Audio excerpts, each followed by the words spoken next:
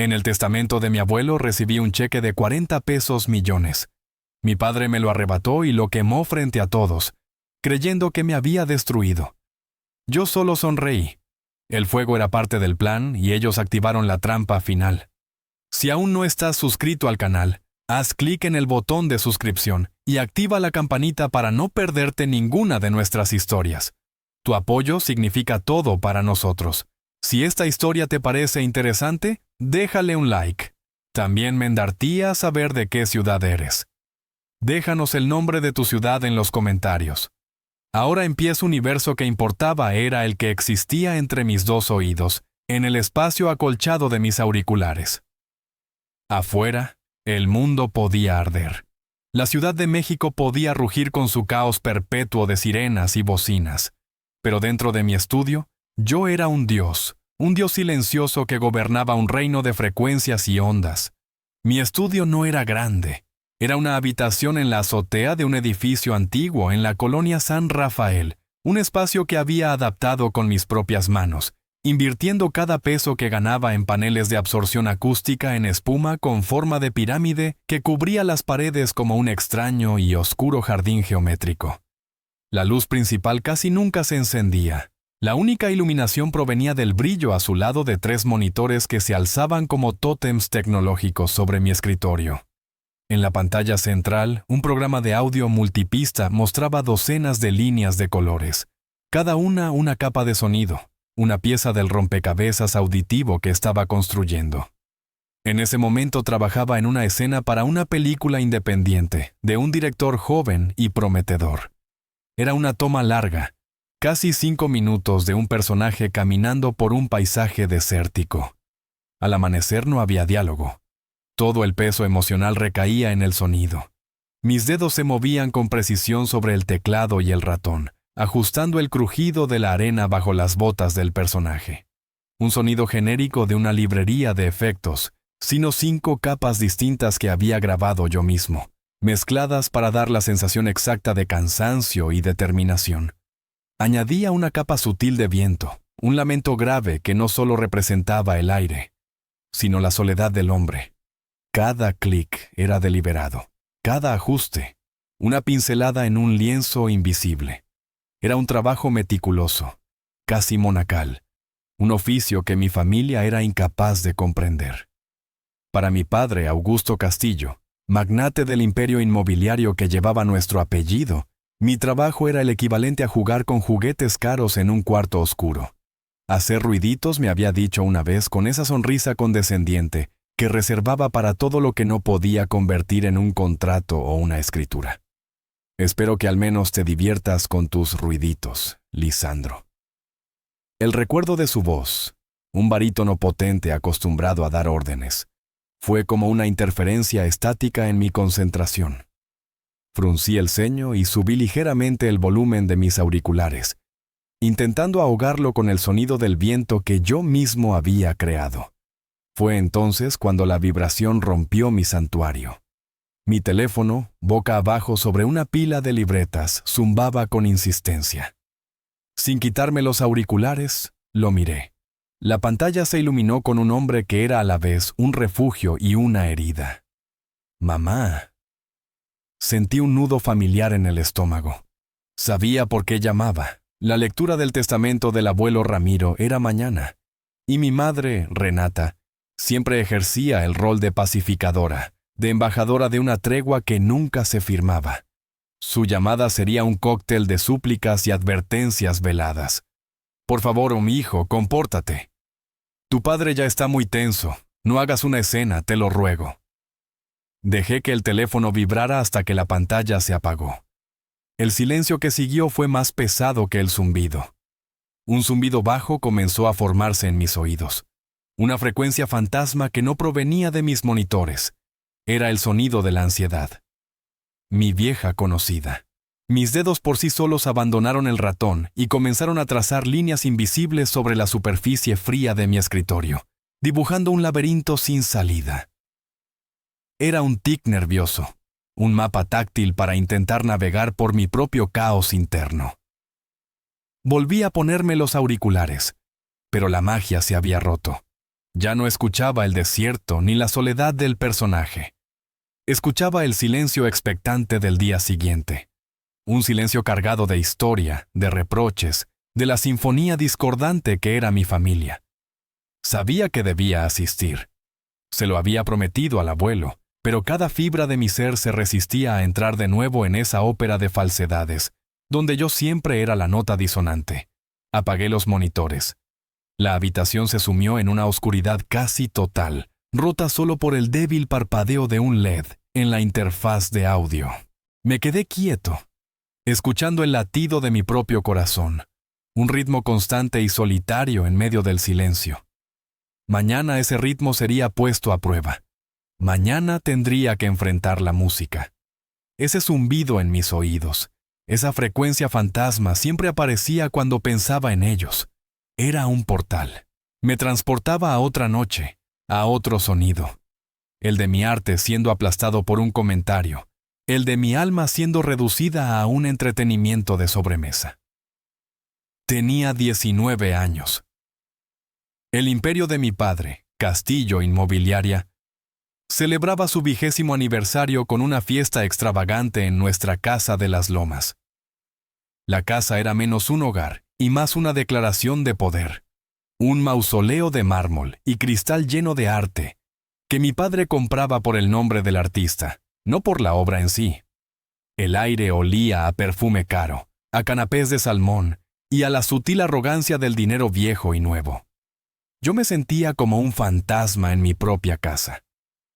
Me movía por los bordes de las conversaciones, esquivando a los socios de mi padre que me miraban con una mezcla de curiosidad y lástima. Era el hijo artista, el excéntrico, el que había rechazado un lugar en la escuela de negocios, a la que mi padre había asistido para matricularse en un programa de composición y diseño de sonido. Una decepción andante con vaqueros, y una camiseta negra en un mar de trajes de Armani. Mi madre me encontró junto a la enorme ventana que daba al jardín iluminado. «Lisandro, cariño», dijo alisando una arruga inexistente en mi hombro. «Estás tan callado. ¿Por qué no te mezclas? Toca algo para nosotros». Señaló el piano de cola negro que ocupaba un lugar de honor en el salón. Un Steinway magnífico que mi padre había comprado como otra pieza de mobiliario. Casi nadie lo tocaba, excepto yo, en secreto por las noches. «No, mamá, no es el lugar», respondí en voz baja. «Tonterías».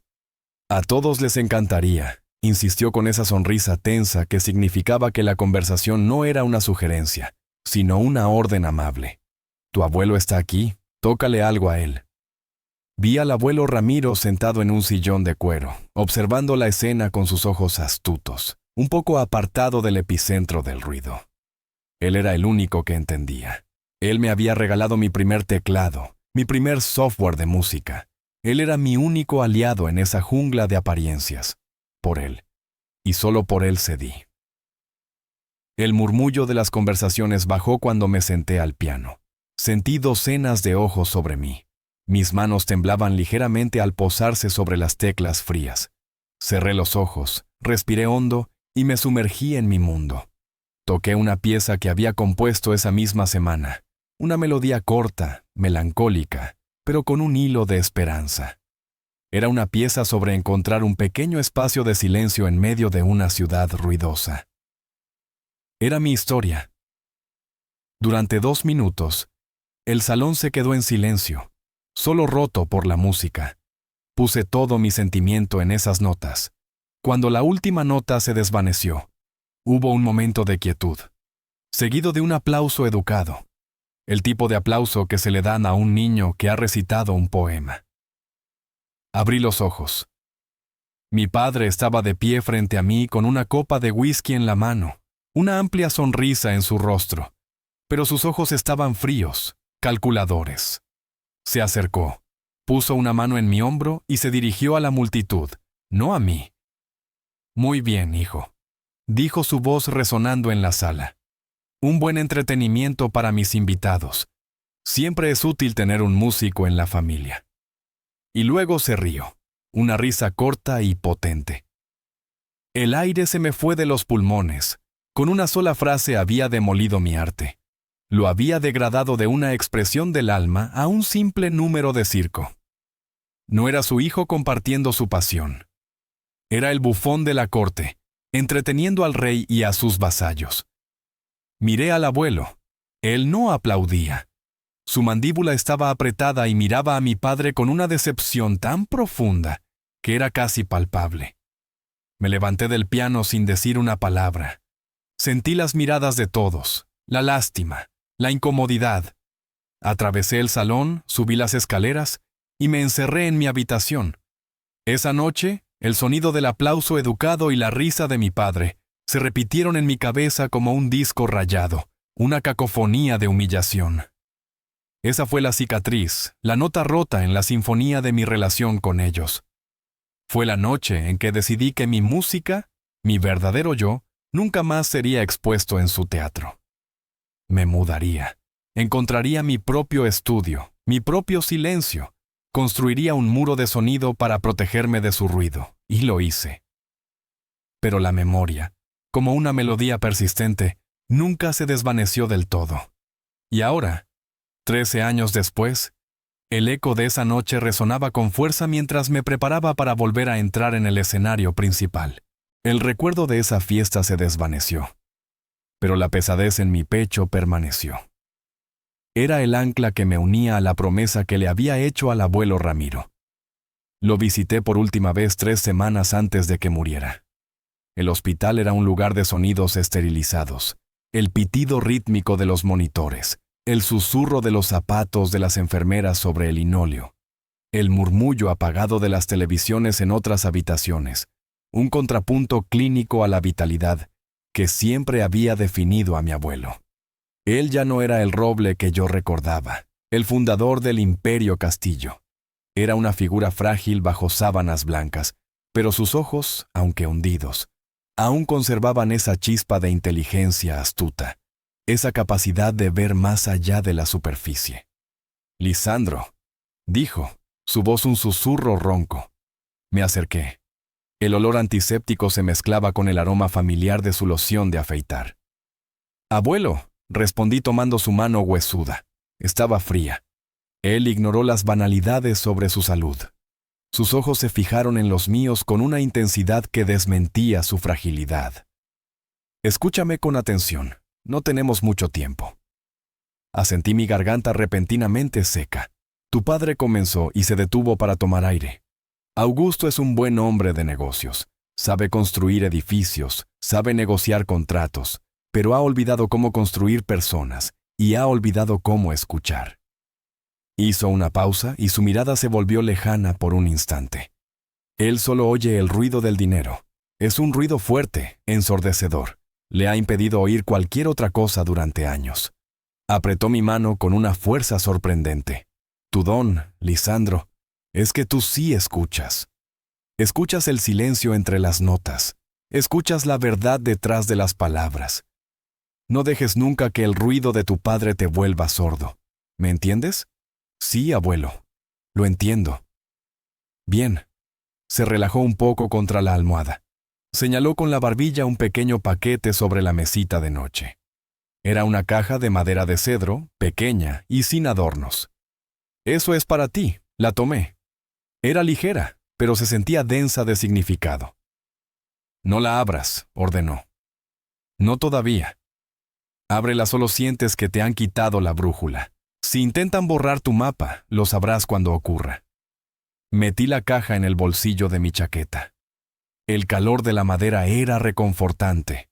Una cosa más, dijo. Su voz ahora apenas audible. Cuando yo me vaya habrá una lectura, un testamento, un teatro. En realidad, tu padre y tu hermano estarán allí esperando su coronación. Una sombra de sonrisa cruzó sus labios. Quiero que estés allí. Tienes que estar allí. No importa lo que digan, no importa cómo te traten. Mírame a los ojos y prométemelo, Lisandro. Lo miré. Vi en sus ojos el peso de una vida de luchas, de triunfos y de arrepentimientos. Vi el amor incondicional que siempre me había profesado. Vi una última jugada en un tablero de ajedrez que solo él comprendía. Te lo prometo, abuelo, dije. y la palabra resonó en el silencio clínico de la habitación. Estaré allí. Él asintió una vez, luego cerró los ojos y por primera vez pareció realmente cansado. El ritmo del monitor a su lado era el único metrónomo que marcaba el tiempo que le quedaba. Me quedé con él 1 hora más en silencio, escuchando la frágil sinfonía de su respiración. Cuando me fui, la caja en mi bolsillo se sentía como el corazón de esa promesa. Ahora, en la víspera de esa reunión, el peso de esa caja que descansaba sobre mi escritorio era inmenso. No la había abierto, no todavía, pero presentí que el momento estaba cerca. La promesa me empujaba hacia la boca del lobo, hacia la cacofonía de mi familia. Era una deuda de honor con el único hombre que siempre había escuchado mi verdadera música, y era una deuda que pensaba pagar sin importar el coste. El bufete de abogados del Valle y Asociados ocupaba los 3 últimos pisos de un rascacielos de cristal y acero en el corazón de Polanco. El aire aquí arriba era diferente, más fino, olía a cuero, a café recién hecho y a dinero. Mucho dinero. Al salir del ascensor, el silencio era casi absoluto, roto solo por el discreto clic de mis botas sobre el suelo de mármol. La recepcionista, una mujer impecable con una sonrisa tan pulida como la encimera de su escritorio, me anunció con una voz suave y ensayada.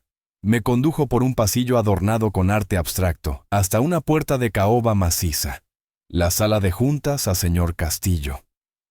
Respiré hondo antes de entrar. Era como prepararse para sumergirse en agua helada. La habitación era exactamente como la había imaginado. Una larga mesa de madera oscura, pulida hasta alcanzar un brillo de espejo, sillas de cuero negro de respaldo alto y una pared de cristal que ofrecía una vista panorámica de la ciudad. Una vista que parecía decir, somos dueños de todo esto. Y allí estaban ellos, mi familia, el coro de los falsos. Mi padre Augusto estaba sentado a la cabecera de la mesa como un rey en su trono. Llevaba un traje gris marengo hecho a medida que probablemente costaba más que mi alquiler de todo un año. No me miró cuando entré, su atención fija en la tableta que tenía delante. A su lado, mi hermano mayor, Fabián. Él sí me miró. Me dedicó una breve inclinación de cabeza, un gesto nervioso y fugaz, antes de volver la vista a su teléfono. Fabián siempre parecía una versión menos nítida de mi padre, vestido con el mismo uniforme de poder, pero sin la misma aura de autoridad implacable, siempre buscando la aprobación que rara vez llegaba. Mi madre, Renata, estaba sentada frente a ellos. Llevaba un vestido de seda de un color neutro y un collar de perlas que parecía un grillete elegante. Sus manos, perfectamente cuidadas, jugaban con el cierre de su bolso. Fue la única que habló. «Lisandro, qué bueno que llegaste», dijo, su voz un poco demasiado alta en el silencio de la sala. «Mamá», respondí eligiendo una silla lo más alejada posible de mi padre. El cuero crujió bajo mi peso. Augusto finalmente levantó la vista de su tableta. Sus ojos, del mismo color que los míos, pero mucho más fríos, me escanearon de arriba a abajo. Yo había elegido mi ropa con cuidado esa mañana. Unos vaqueros oscuros, una camisa negra y una chaqueta de cuero. Mi armadura. «Espero que no hayas traído el olor a cables quemados de tu estudio», dijo la palabra estudio pronunciada con un matiz de desdén. Era su forma de decir hola. «No te preocupes, padre», respondí, mi voz plana. «Hoy solo traigo el olor a decepción. El tuyo». La mandíbula de Augusto se tensó. Fabián se aclaró la garganta incómodo. Mi madre me lanzó una mirada de advertencia. El silencio fue roto por la entrada del señor Halpern, el abogado del abuelo durante más de 40 años. Era un hombre mayor, de movimientos lentos y deliberados, con un rostro que parecía un mapa de arrugas vías. Depositó una carpeta de cuero sobre la mesa. «Buenos días», dijo su voz grave y calmada. «Estamos aquí para honrar los últimos deseos del señor Ramiro Castillo. Si estamos todos presentes, podemos comenzar». El señor Halper se sentó y abrió la carpeta. La habitación se llenó de una tensión palpable. Sentí la codicia de mi padre y mi hermano vibrando en el aire, una frecuencia baja y desagradable. Mi madre simplemente parecía querer que todo terminara. Yo, por mi parte, sentí un extraño desapego. Estaba allí como un observador, un técnico de sonido grabando la escena final de una tragedia familiar. Solo estaba allí para cumplir mi promesa. El resto era solo ruido, un ruido que estaba a punto de volverse insoportablemente alto. El señor Halpern se ajustó las gafas y sacó la primera hoja de la carpeta. El crujido del papel fue el único sonido en la sala durante un largo segundo. Era el preludio. Comenzaremos con las asignaciones personales y propiedades, dijo el abogado, su tono neutro y profesional. Miró a mi madre. Para la señora Renata Castillo, mi cliente, su amado hijo Ramiro, lega su colección personal de primeras ediciones de literatura latinoamericana y el apartamento en la playa de Punta Mita, con todos los gastos de mantenimiento cubiertos a perpetuidad por el fondo fiduciario. Mi madre parpadeó sorprendida, murmuró un gracias casi inaudible. El apartamento de Punta Mita era su lugar feliz, un santuario que mi padre siempre había considerado una frivolidad. Era un gesto de genuino afecto por parte del abuelo. Luego el señor Halpern se dirigió a Fabián. Para el señor Fabián Castillo, su nieto, Ramiro lega su colección de relojes suizos y el coche deportivo clásico, un Jaguar Type de 1965. Vi una punzada de decepción en el rostro de Fabián, rápidamente enmascarada por una sonrisa forzada. Los relojes y el coche eran valiosos, sí, pero eran juguetes.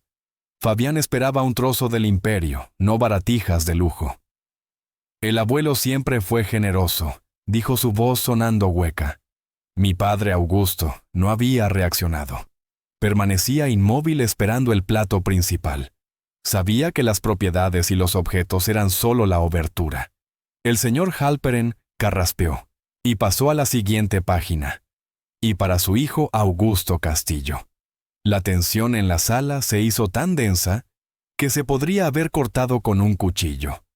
Ramiro lega la propiedad de la casa familiar en Las Lomas, libre de toda hipoteca, y el reloj de bolsillo de oro que ha estado en la familia por 4 generaciones, con la esperanza de que recuerde que el tiempo es más valioso que el dinero.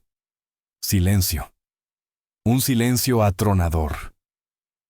Augusto se quedó petrificado. Su rostro, normalmente una máscara de control impasible, pasó del desconcierto a la furia en cuestión de segundos. La casa ya era, en la práctica, suya, y el reloj de bolsillo era un insulto simbólico. Eso es todo, Ciceo. Su voz, un látigo. Después de 30 años dirigiendo su empresa, el Sr. Halpern se inmutó. Si me permite continuar, señor Castillo, queda la parte principal del patrimonio. Levantó la última hoja del testamento. Todos los activos financieros, las acciones de control de Castillo Inmobiliaria y el capital del fondo fiduciario principal con un valor estimado actual de $40 millones americanos. Mi padre se inclinó hacia adelante, sus nudillos blancos sobre la mesa. Esta era la coronación que esperaba. Serán transferidos en su totalidad, continuó el abogado, haciendo una pausa deliberada antes de mirarme directamente a los ojos, a su nieto Lisandro Castillo. Si el silencio anterior había sido tronador, este era un vacío absoluto, un agujero negro sordo que absorbió todo el aire de la habitación. Vi la escena como en cámara lenta, la mandíbula de mi madre cayendo, un gesto de pura incredulidad, la cara de Fabián palideciendo hasta adquirir un tono enfermizo, y mi padre. El rostro de mi padre se transformó en una máscara de furia primigenia, un color rojo oscuro trepando por su cuello. ¡Imposible!, rugió, poniéndose de pie de un salto tan violento que su silla se tambaleó hacia atrás. Ese mocoso no recibe nada. Es un error. El viejo estaba senil. El testamento fue firmado ante notario y 2 testigos hace 3 meses, y el señor Castillo fue declarado en plenas facultades mentales por su médico, replicó el señor Halpern con calma. Con un movimiento lento, sacó un cheque de la carpeta, un cheque simbólico del banco fiduciario, y lo deslizó sobre la mesa hacia mí. Esto es una representación formal de la transferencia, señor Lisandro. No llegué a tocarlo. Una mano, la de mi padre, se abalanzó sobre la mesa como la garra de un ave de presa y arrebató el cheque. Lo sostuvo en alto, temblando de rabia. Sus ojos inyectados en sangre se clavaron en los míos. ¿Crees que puedes volver y llevarte todo? Escupió. Tú que nos diste la espalda, tú que deshonraste nuestro nombre con tu música inútil. Antes de que nadie pudiera reaccionar, sacó un encendedor de plata del bolsillo de su chaqueta. Un clic metálico y una llama dorada brotó obscena en la luz fría de la sala de juntas. Acercó la llama al borde del cheque. ¡Augusto, no!, gritó mi madre. Pero era demasiado tarde. El papel se curvó, ennegreció. El fuego danzó a lo largo del borde, devorando el número 40.000.00 y mi nombre. Mi padre lo sostuvo hasta que el calor le quemó los dedos, dejándolo caer sobre la pulida madera de la mesa, donde se convirtió en una frágil mariposa de ceniza negra. «Esto», dijo mi padre, su pecho subiendo y bajando con agitación, «es lo que pienso de tu herencia. Esto es lo que vales tú, cenizas». La habitación quedó en silencio una vez más, impregnada del olor acre del papel quemado. Mi madre sollozaba en voz baja. Fabián miraba la ceniza con horror. Mi padre me miraba a mí desafiante, esperando una reacción, esperando que gritara, que suplicara, que me rompiera, y yo solo lo miré. Y por primera vez en toda la mañana sonreí. No fue una sonrisa grande ni triunfante, fue una sonrisa pequeña, apenas una curva en mis labios, tan silenciosa y sutil como la nota más baja de un piano. Porque ellos no lo sabían, no podían saberlo. Lo que mi padre había quemado no era mi herencia. Era la prueba final que el abuelo necesitaba y ellos acababan de caer en la trampa. El viaje de regreso a mi estudio fue un borrón. Dejé a mi familia en medio de los escombros de su propia creación, ignorando los gritos ahogados de mi madre y la mirada furiosa de mi padre. El señor Halpern simplemente me había entregado una tarjeta con su número privado y había dicho: «Llámeme esta tarde, Lisandro».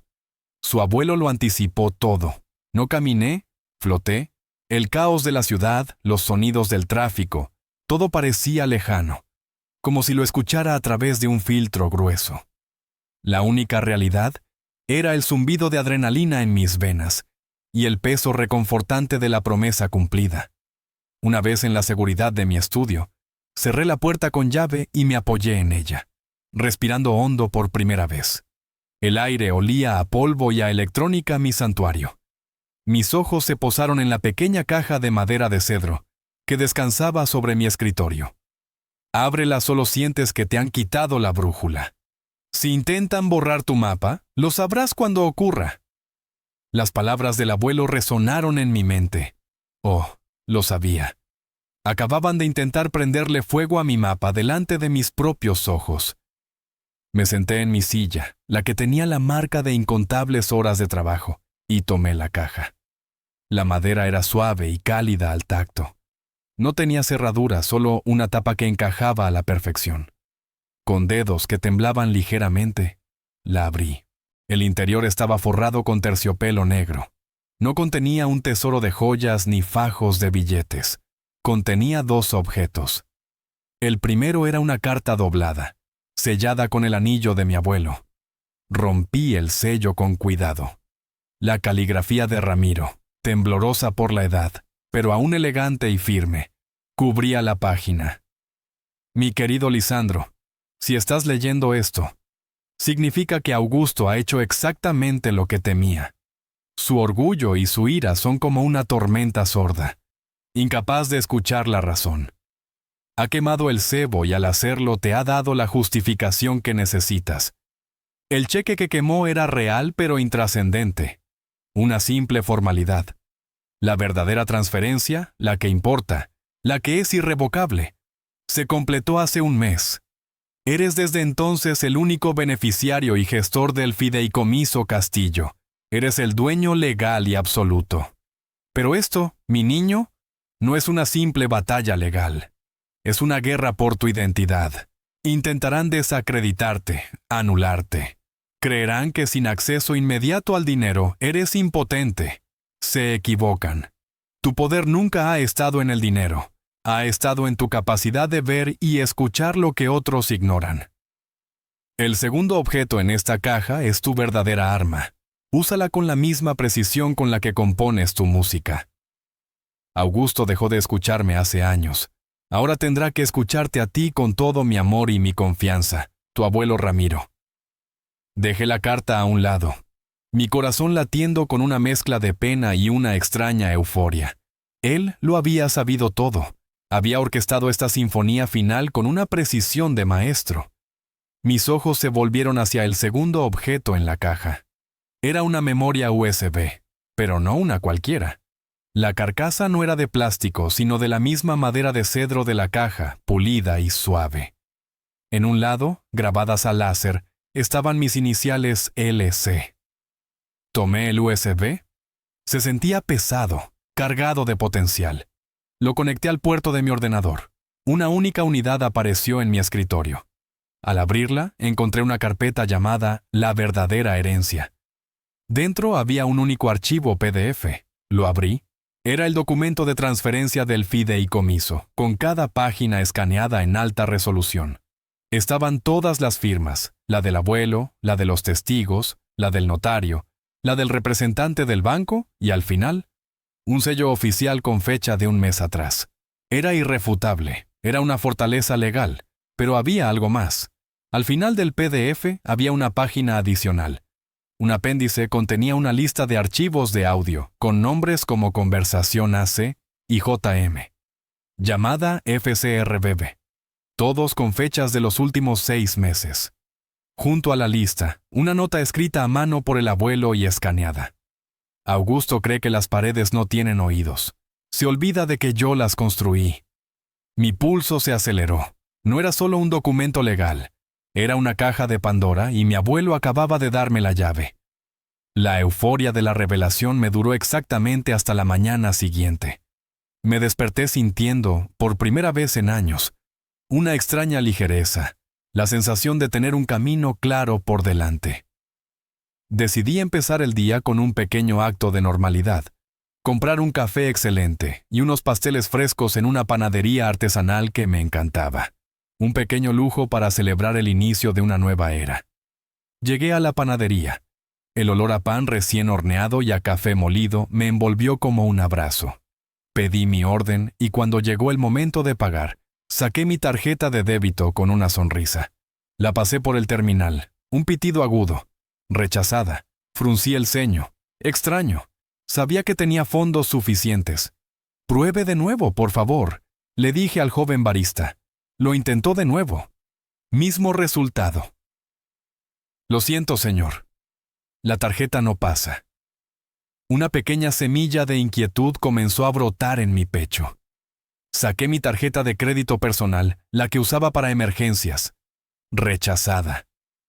La vergüenza comenzó a subir por mi cuello. Pagué con el poco efectivo que llevaba. Tomé mi café y salí de la tienda.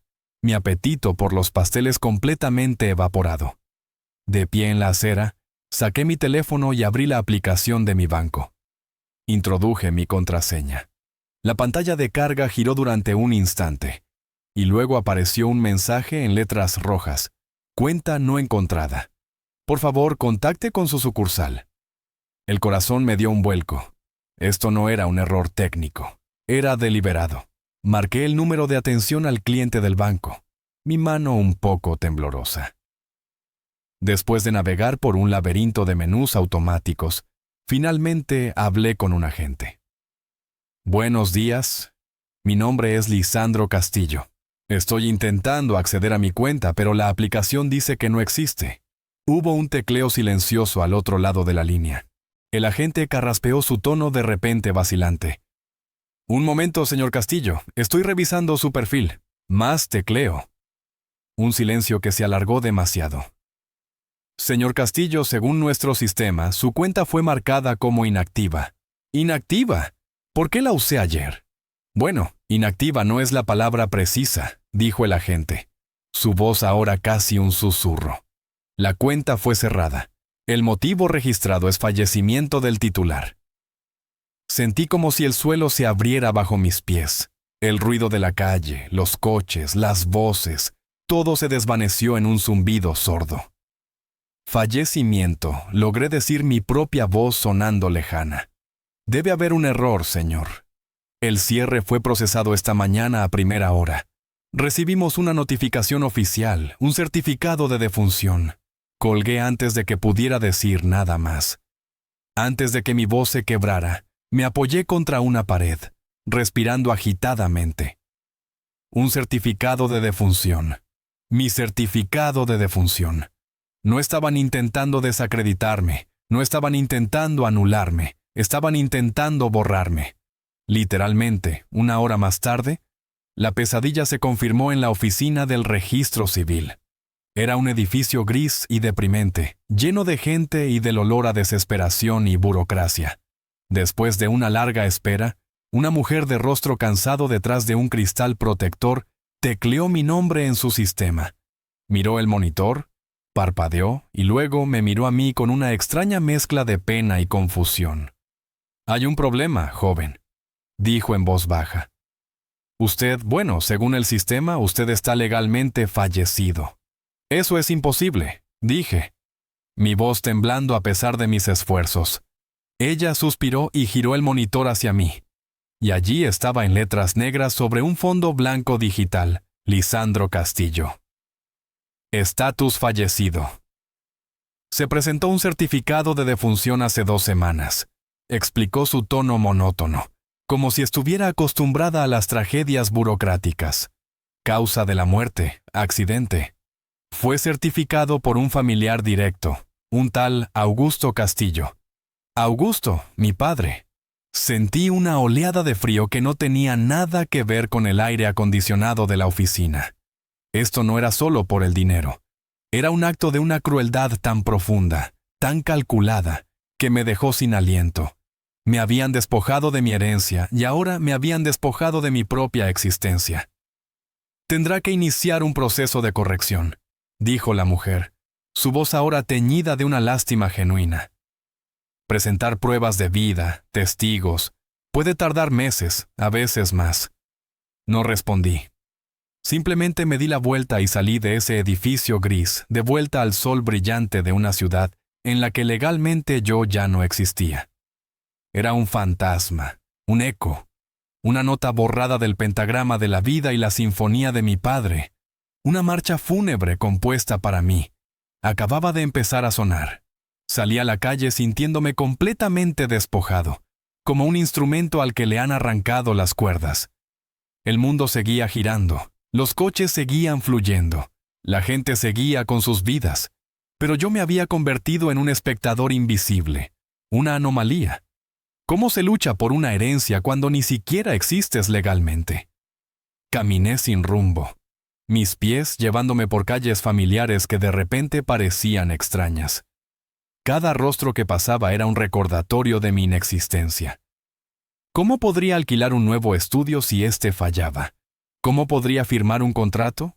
¿Cómo podría simplemente ser? La escala del ataque de mi padre era abrumadora.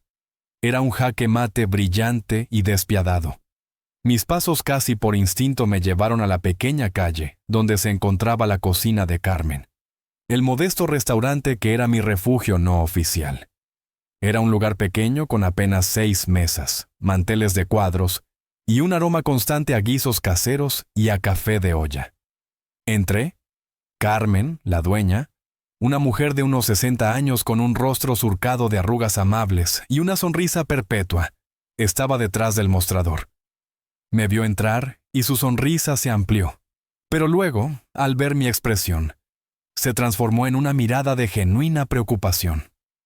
«Lisandro, mi hijo», dijo su voz cálida y maternal. «¿Qué te pasa? Tienes la cara de haber visto un fantasma». «Peor, Carmen», respondí, mi voz ronca. «Creo que el fantasma soy yo». Me senté en mi mesa habitual, la del rincón, y enterré la cara entre mis manos. No tenía que explicarle nada. Carmen tenía una intuición prodigiosa, un doctorado en las tristezas del alma humana. No dijo nada. Unos minutos después, un plato humeante de sopa de tortilla apareció frente a mí, junto a un vaso de agua de horchata. «Come», dijo simplemente poniendo una mano en mi hombro. «Las penas con pan son menos, y las penas con la sopa de Carmen son casi nada». Comí en silencio, el calor del caldo extendiéndose por mi cuerpo y disipando un poco del frío que se había instalado en mis huesos. Carmen se sentó frente a mí limpiando unos cubiertos, dándome espacio pero sin dejarme solo. «Tu abuelo venía mucho por aquí las últimas semanas», dijo de repente en voz baja. «Se sentaba justo donde estás tú. Se le veía cansado, pero sus ojos seguían brillando. Levanté la vista. Hablaba mucho de ti», continuó. «Decía que eras el único de la familia que había heredado su verdadero tesoro y no se refería al dinero». Hizo una pausa. Una vez me dijo: «Carmen, mi Lisandro sabe que la música más importante no es la que se oye, sino la que se siente. Sabe que el silencio puede gritar más fuerte que una orquesta entera». Las lágrimas pugnaron por salir de mis ojos. Me las tragué con un nudo en la garganta. «No sé qué tormenta estás pasando, mi hijo», dijo Carmen, su mirada fija en la mía. «Pero si Ramiro Castillo confió en ti para escuchar el silencio, es porque sabía que también encontrarías la melodía para superarla». Se levantó y me apretó el hombro una vez más. «Ahora come. Y si necesitas algo, lo que sea, un plato de comida, un lugar donde guardar algo, un testigo para decir que estás más vivo que todos nosotros juntos, solo tienes que decirlo». Sus palabras, su simple y llana bondad, fueron un ancla en mi mar de confusión. Eran una nota cálida y sostenida en medio de la disonancia de mi vida. Me recordaron que aunque mi familia intentara borrarme, existían otras conexiones, otras lealtades, otras formas de ser visto y escuchado. Terminé mi sopa sintiendo como una nueva determinación reemplazaba a la desesperación. Mi padre había compuesto una marcha fúnebre para mí, pero se había olvidado de algo. Yo era el músico, yo era el compositor, y no pensaba dejar que él dirigiera mi sinfonía. Dejé algo de dinero sobre la mesa, mucho más de lo que costaba la comida. Carmen intentó devolvérmelo, pero negué con la cabeza. Para la próxima vez que necesite un refugio, le dije, y por primera vez en todo el día, logré esbozar una sonrisa genuina. Al salir de su restaurante, el mundo ya no parecía tan extraño. Mi padre me había hecho un fantasma, pero Carmen, con un plato de sopa y unas palabras del abuelo, me había recordado que aún tenía voz y era hora de empezar a usarla. Mi siguiente parada, la oficina de don Elías. La oficina de don Elías no estaba en un rascacielos de Polanco. Se encontraba en una vieja casona porfiriana en la colonia Roma, un edificio con historia en sus muros agrietados y el aroma a libros antiguos y a madera barnizada. No había recepcionistas con sonrisas pulidas, solo un pesado portón de madera que se abrió a un patio interior lleno de macetas y silencio. Elías me recibió en persona en la puerta de su despacho. Don Elías era la antítesis del señor Halpern. Mientras que el abogado de la familia era un profesional corporativo, Elías era un sabio, un consigliere de la vieja escuela. Era un hombre de unos 80 años con una melena de pelo blanco peinada hacia atrás y unos ojos oscuros y penetrantes que parecían leer más allá de las palabras. Vestía un traje de lino arrugado y sostenía un vaso bajo con un líquido ambarino. «Lisandro», dijo su voz grave y resonante. «Te esperaba. Pasa un brandy». «Gracias, don Elías», acepté. Necesitaba algo fuerte. Su despacho era una cueva de conocimiento. Las paredes estaban cubiertas de estanterías que se doblaban bajo el peso de incontables libros de derecho, historia y filosofía. Un viejo tocadiscos ocupaba una esquina con una pila de vinilos de música clásica al lado. Me entregó un vaso y se sentó detrás de un imponente escritorio de caoba. «¿Y bien?», dijo después de tomar un sorbo. «¿Te ha gustado la obertura que ha compuesto tu padre?». Su franqueza me desarmó. Le conté todo, el cheque quemado, el descubrimiento del fideicomiso, y finalmente la daga final del certificado de defunción. Él escuchó sin interrumpir, asintiendo lentamente como un director de orquesta escuchando a un músico desafinar. Cuando terminé, se quedó en silencio por un momento, haciendo girar el brandy en su vaso. Augusto siempre fue un hombre de brocha gorda, dijo finalmente. Eficaz, pero sin sutileza. Ramiro era el artista, el visionario. Tu padre siempre ha vivido a la sombra de ese genio. Y lo odia. Hizo una pausa, sus ojos fijos en los míos. Te odia a ti, Lisandro, porque en ti ve el reflejo de tu abuelo. Ve ese talento impredecible, esa alma que no puede comprar ni controlar, y eso lo aterra. Era la explicación más clara que nadie me había dado jamás sobre mi padre y mi madre. Comencé, pero mi voz se apagó. Renata es una víctima de esa jaula de oro, dijo Elías con suavidad. Una vez hace años, cuando empezaste con tu estudio, ella intentó ayudarte. Te envió dinero en secreto. Augusto lo descubrió. Tomó otro sorbo. No le levantó la mano, no es su estilo. Hizo algo peor. La humilló socialmente, llamó a sus amigas, canceló sus eventos, la aisló hasta que ella se convirtió en la sombra obediente que es hoy. No creas que no te quiere, muchacho. Es que ya probó a luchar una vez y el precio fue demasiado alto. Ahora está paralizada por el miedo. Cada palabra era una pieza de un rompecabezas que finalmente encajaba. La crueldad de mi padre, la pasividad de mi madre. Todo tenía una lógica enferma y retorcida. Tu abuelo lo sabía todo, continuó don Elías levantándose. Sabía de la desesperación de Augusto por vender la empresa a un consorcio extranjero para limpiar sus deudas y empezar su propio legado. Sabía que te usarían, vivo o muerto, para lograrlo. Caminó hacia una caja fuerte antigua empotrada en la pared. La abrió con una combinación de kicks metálicos. Sacó un sobre grande y sellado, y una pequeña llave de latón. Tu abuelo preparó esta sinfonía durante mucho tiempo, Lisandro. Lo que has visto hasta ahora es solo el primer movimiento. Me entregó el sobre y la llave. El certificado de defunción es un acto de guerra, pero también un error fatal. Le da a tu caso una urgencia y una gravedad que ningún juez podrá ignorar. Augusto te ha dado el escenario perfecto para tu contraataque. ¿Qué es esto?, pregunté sosteniendo el sobre y la llave. Esto, dijo don Elías con una media sonrisa. Es la partitura, la verdadera. Tu abuelo la llamó el Plan B. Yo la llamo la belleza de la estrategia a largo plazo. Señaló la llave. Esto abre una caja de seguridad en el Banco Nacional. El sobre contiene las instrucciones. Dentro de esa caja, Lisandro, no solo está tu herencia, está tu resurrección. Me quedé mirando la llave en mi mano. Era pequeña, pero pesaba como el futuro. Don Elías tenía razón.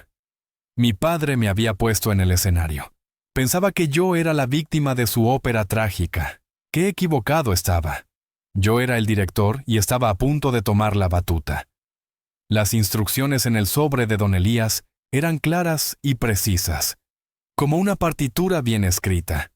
El primer paso, sin embargo, no era ir al banco, era asegurar una pieza clave de evidencia antes de que pudiera ser destruida. El abuelo había escrito: Augusto es arrogante, dejará un rastro digital. Necesitas a alguien que pueda leerlo. No confíes en los canales oficiales. Busca a El Búho. El nombre no me era desconocido.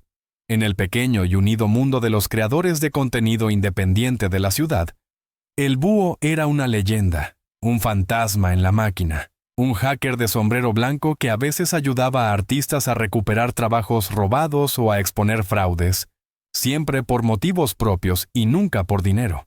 Nadie conocía su verdadera identidad. Contactarlo era el verdadero desafío.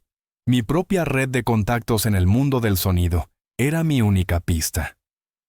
Envié un mensaje encriptado a un colega que trabajaba en postproducción, un hombre que conocía todos los secretos del underground digital. Necesito encontrar una frecuencia que no está en el espectro público, escribí. una que solo un búho podría oír. La respuesta llegó 2 horas después, 1 hora y una ubicación, nada más. La ubicación era una biblioteca pública, la Biblioteca Vasconcelos, esa imponente estructura de acero y cristal, que parecía el esqueleto de una ballena gigante. La hora, las 10 de la noche, justo antes del cierre.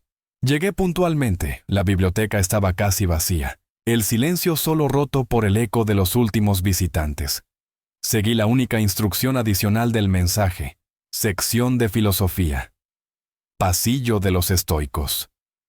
Encontré el pasillo, al final, sentado en el suelo con la espalda contra una estantería y un ordenador portátil sobre las rodillas, había un joven. No tendría más de 22 años. Llevaba una sudadera con capucha, gafas de pasta y unos enormes auriculares colgados del cuello. Podría haber sido cualquier estudiante universitario. Me acerqué lentamente. Él no levantó la vista de su pantalla. «Busco a un pájaro nocturno», dije en voz baja, sintiéndome ridículo. El joven finalmente levantó la vista. Sus ojos eran increíblemente agudos, analíticos. Me escaneó de arriba a abajo. ¿Y qué le ofrece un compositor a un pájaro? Y Swinguió preguntó, su voz tranquila pero segura. Decidí ser directo. Le expliqué la situación en términos generales. Una disputa familiar, una herencia, la necesidad de probar una comunicación digital fraudulenta entre la empresa de mi padre y un consorcio extranjero. Él escuchaba inexpresivo. Cuando terminé, simplemente dijo: «Suena aburrido. Disputas de ricos. No es mi campo. Estaba a punto de rechazarme. Mi corazón se hundió. Recordé el consejo del abuelo. Mi poder no estaba en el dinero. No te pido que lo hagas por la disputa», dije cambiando de táctica. «Te pido que lo hagas por el arte de ello. Mi padre y su gente se comunican con el lenguaje torpe y predecible del dinero, sin matices, sin elegancia. Tú y yo nosotros trabajamos en un plano diferente». Saqué mi teléfono y unos auriculares. «Déjame mostrarte». Le puse un fragmento de la banda sonora en la que estaba trabajando. Una pieza compleja con docenas de capas de sonido, algunas casi subliminales, frecuencias tan bajas que apenas se oían, pero se sentían. El joven, el búho, se puso los auriculares, cerró los ojos, escuchó durante 1 minuto entero. Cuando se los quitó, su expresión había cambiado. Había un brillo de respeto en sus ojos. «Puedes oír las frecuencias que la mayoría de la gente ignora», dijo casi para sí mismo. «La capa de subgraves en 0.2 decibelios, la reverberación inversa en la percusión, es una mezcla limpia». Asentí. Mi trabajo es escuchar lo que se esconde en el silencio. Necesito que tú escuches lo que se esconde en el ruido digital. El búho se quedó pensativo un momento. Luego una sonrisa torcida apareció en su rostro. «El mundo de mi padre son los códigos, los firewalls, una especie de mapa digital», dijo. «Respeta a la gente que sabe dibujar mapas sin importar el territorio». Miró su portátil. «Dame el nombre de la empresa de tu padre y el del consorcio extranjero». Se los di. Sus dedos volaron sobre el teclado, la pantalla llenándose de líneas de código verde sobre un fondo negro. Era como ver a un virtuoso tocar un instrumento extraño y complejo. «Esto es un trabajo sucio. Dejaron un rastro tan grande que es casi un insulto», murmuró después de unos minutos. «Arrogancia. El firewall de su servidor es una broma. Unos clics más». «Lo tengo», dijo sin rastro de triunfo, como si fuera la cosa más sencilla del mundo. Borradores de contratos, cadenas de correos, registros de llamadas, todo el paquete usando una firma digital falsa tuya, por cierto. Un trabajo de aficionado. Introdujo una memoria USB en su portátil. «Aquí tienes tu ruido, compositor. Ahora haz música con él». Me entregó el pequeño dispositivo. Era la segunda pieza de mi contraofensiva. «¿Cuánto te debo?», pregunté. Él negó con la cabeza y se puso la capucha. «Nada». ¿Considera esto una colaboración artística? Ahora, si me disculpas, tengo que devolver un libro sobre Marco Aurelio. Y con eso se levantó y desapareció entre las estanterías, dejándome solo en el pasillo silencioso, con la prueba irrefutable en la palma de mi mano. Al día siguiente, con la evidencia digital del búho a buen recaudo, me dirigí al último punto del mapa de mi abuelo, el Banco Nacional. Era una fortaleza de granito y bronce en el centro histórico, un edificio que susurraba poder y permanencia. La llave de latón que me dio don Elías se sentía pequeña y anacrónica en mi mano mientras me acercaba al área de cajas de seguridad. Un empleado del banco, un hombre mayor con un traje impecable y un aire de discreción absoluta, examinó la llave, luego mis documentos de identidad, que afortunadamente el banco aún no había invalidado, y los comparó con una firma en un libro de registro. Ah, sí, la caja 17B, a nombre de Ramiro Castillo, con acceso autorizado para Lisandro Castillo, dijo: «Su abuelo no venía por aquí desde hace mucho tiempo. Me guió por un pasillo silencioso y alfombrado hasta una pesada puerta de acero. La bóveda. El aire dentro era frío, seco y olía a metal y a tiempo. La sala estaba revestida con un muro de pequeñas puertas de acero inoxidable, cada una con una cerradura. El empleado usó su propia llave junto con la mía. Hubo un clic satisfactorio y la pequeña puerta se abrió. «Le dejo solo, señor Castillo», dijo, y se retiró cerrando la puerta de la bóveda detrás de él y dejándome en una privacidad total y casi sagrada. Dentro del compartimento metálico había un único objeto, un maletín de cuero negro, pesado y de aspecto antiguo. Lo saqué y lo puse sobre la pequeña mesa de consulta que había en la sala. Mis manos temblaban ligeramente al abrir los pestillos de latón. El contenido no era dinero en efectivo, era algo mucho más valioso. Era la artillería pesada para la guerra que se avecinaba. En la parte superior había un sobre grueso. Dentro encontré un juego completo de documentos originales, no copias. El primero era mi certificado de nacimiento original, el que solo llevaba el apellido Castillo, antes de que los abogados de mi padre añadieran el de mi madre para fines sociales. Un recordatorio de mi identidad más pura. Debajo estaban los documentos que me dejaron sin aliento. No eran las acciones de la empresa que ya controlaba a través del fideicomiso. Eran las escrituras de propiedad originales de los terrenos sobre los que se construyó el primer y más importante edificio del Imperio Castillo. La piedra angular. Mi abuelo nunca había transferido la propiedad del suelo a la empresa. La había mantenido como un activo personal. Y ahora, según el documento notariado que tenía en mis manos, me la había transferido a mí. No era solo el dueño del negocio, era el dueño del suelo bajo sus pies. El siguiente conjunto de documentos era una carpeta con la etiqueta póliza de seguro. Dentro, descubrí que mi abuelo había contratado una póliza de seguro multimillonaria contra fraude directivo y mala praxis en su propia empresa, nombrando al fideicomiso, es decir, a mí como único beneficiario. Había previsto la incompetencia o la malicia de su propio hijo y había creado una red de seguridad financiera para proteger su legado.